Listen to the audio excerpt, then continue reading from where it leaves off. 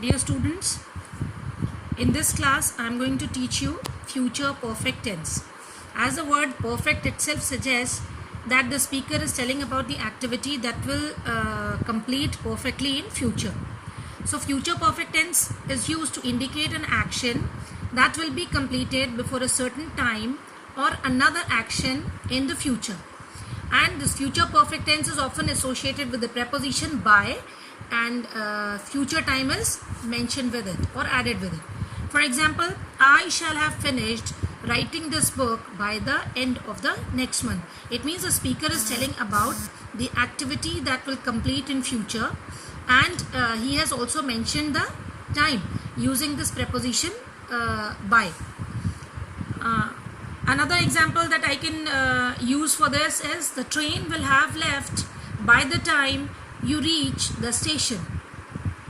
Future perfect tense is also used to indicate duration up to a time in the future.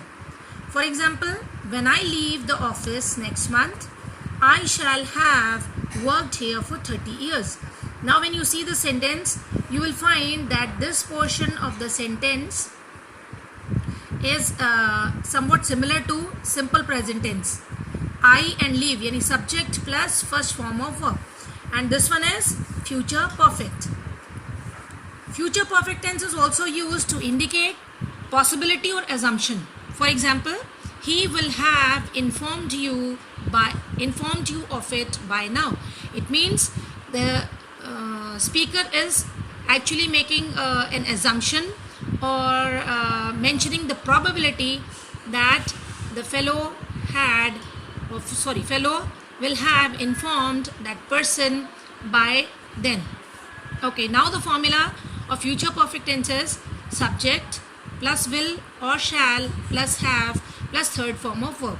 As we have been observing that we use have for perfect tense and third form of verb.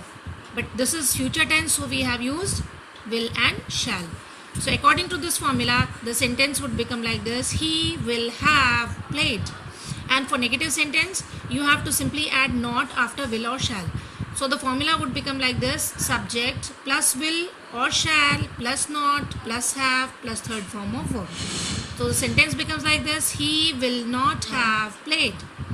And for interrogative sentence, you simply shift your will or shall before the subject and put question mark at the end of the sentence. So the formula is will or shall plus subject plus have plus third form of verb and question mark. So according to this formula, my sentence is will he have played? Question mark. This is how we write future perfect tense. Thank you.